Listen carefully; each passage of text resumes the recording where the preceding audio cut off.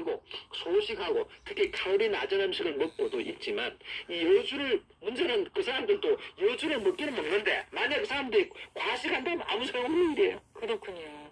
이렇게 좋은데 그럼 어떤 효능과 성분 때문에 이런 당뇨병에 도움이 되는 걸까요? 네, 좀 전에 말씀드린 비타민 C가 많고 베타카로틴 이런 항산화 성분이 많이 함유되어 있기 때문에 당뇨병도 좋을 뿐더러 또 암 예방하는 항암 효과도 큽니다. 암세포의 증식을 억제하거든요. 유방암 관련된 연구에서도 암세포 수가 현저하게 적어지더라. 네. 또 전립선 암에서도 암세포 성장을 지연시키더라. 또 베타카로틴이 풍부하니까 이 베타카로틴은 눈에 좋습니다. 눈 피로 개선, 뭐 안구 건조증, 모암 이런 데도 좋다는 얘기고 또 칼륨이 많이 들어있는데 오일보다도 훨씬 많이 들어있습니다. 그래서 이 칼륨이 나트륨 배출시켜줘서 혈압 유지에도 좋죠. 심장혈관 예방하죠. 에너지 대사라든가 뇌 기능 활성화에도 역할을 하는 물질이죠. 네. 오이나 세미랑 비슷하게 생겼지만 표면이 도깨비 방망이처럼 돌기로 뒤덮여 있는 것이 바로 여주다. 이렇게 말씀하셨는데 이 여주 그럼 사다가 그냥 먹어도 되는 거예요? 사다가 그냥 먹어서는 되질 않습니다. 보통은 차로 마시거나 혹은 달여서 볶음으로 만들어 먹기도 하는데 이게 오키나와 사람들이 많이 먹는다고 했죠, 그죠? 네. 채소의 왕이라고 한답니다. 그만큼 즐겨 먹습니다. 오키나와 전통 요리 가운데 고야 찬푸루라는 게 있거든요. 이 고야를 잘게 썰은 것을 돼지고기나 두부, 채소 이런 거 기름에 볶은 겁니다. 그런 볶음 요리 또 다른 음식 만들 때도 이 고야를 여주죠. 작게 썰어서 조금씩 넣는 겁니다. 그리고 또 죽이나 차로도 만들어 먹고 심지어는 그 썬 생즙을 짜서 마시거나 혹은 다른 과일을 짠 과즙에다가 이 여주즙을 함께 넣어서 생즙을 마시기도 합니다. 특히 여름에 당연히 더위를 물리치기 위해서 많이 먹겠는데 특히 여주 요리 많이 먹은 인물 중에 중국의 모택동 주석도 있습니다. 건강에 도움이 되었었나 봐요? 예, 이 모택동 주석이 출신지가 중국 남부 호남성입니다. 그게 아열대 기후잖아요. 그래서 여주가 많이 나왔는데 이 사람이 고향 음식을 많이 좋아해서 여주회를 자주 먹었대요. 근데 보면 이 모주석이 보면 사진을 보시면 몸이 아주 비만하죠, 그죠? 맞아요. 그리고 고생도 많이 했는데 84세까지 굉장히 장수했습니다. 근데 장수하게 된 비결 중에 하나가 여주를 먹었고 또 고추도 많이 먹었거든요. 그게 공통점이 있어요. 살을 빠지게 해준다. 항산화 성분 특히 비타민 C가 많이 있다. 또는 다이어트 효과가 있다. 그래서 아마 이 모주석이 고추 요리하고 이 여주 요리를 많이 먹는 것도 또 장수에 도움이 됐을 거라고 봅니다. 네. 자, 그럼 여주를 먹는데 주의할 점 끝으로 알려주시죠. 자, 여주가 아주 찬 성질이라서 여름에 더위 물리치는 게 좋다고 했죠, 그죠? 그래서 체중이 많은 분이고 열이 많은 분이라면 어지간히 마셔도 문제가 없습니다. 그러나 보통 분이라면은 연하게 달여서 물 대신 마신다면은 조금씩 마셔야 됩니다.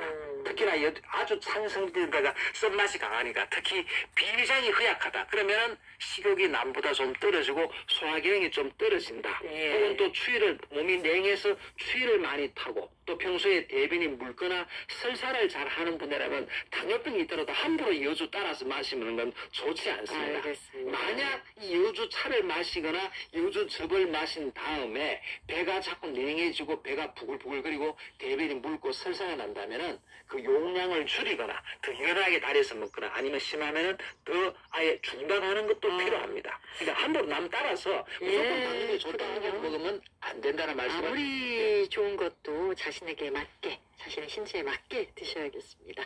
음식이 보약, 오늘의 주인공은 여주였습니다. 동국대학교 한의과대학 정희춘 교수, 감사합니다. 고맙습니다.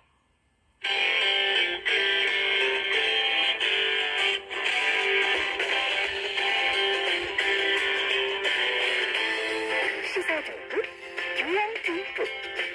KBS 1라디오 주말 생방송 정보쇼. 들어보면 재밌습니다.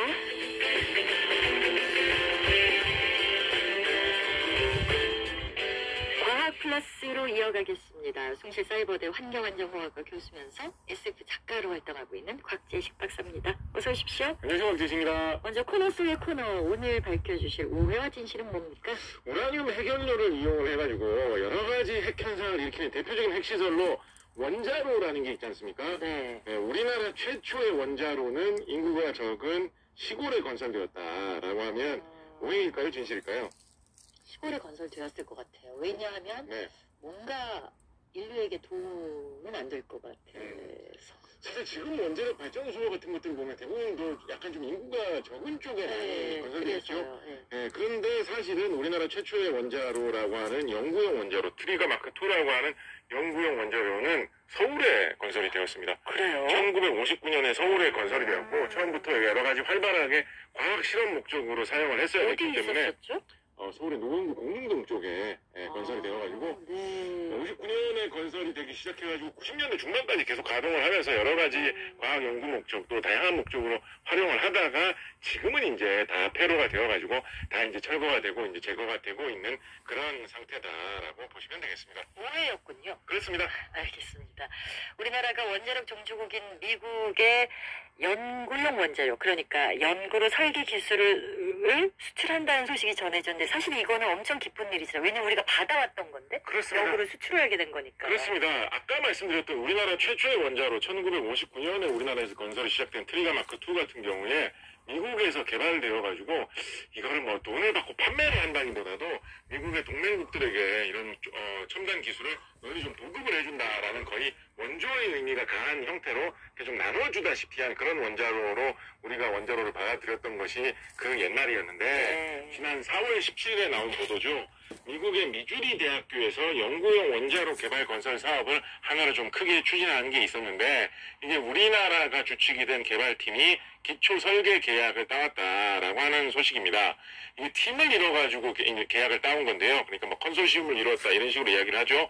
우리나라의 한국원자력연구원 하고요. 그다음에 국내의 건설업체 그리고 미국 현지의 기술업체 이렇게 세 개의 조직이 팀을 이룬 조직이 미국에서 발주한 이 계약을 따내는데 성공을 했다라고 해가지고 상당히 좀 좋은 소식, 이게 이렇게 성공을 한단 말인가 조금 놀라움이 있는 소식으로 보도가 되었습니다.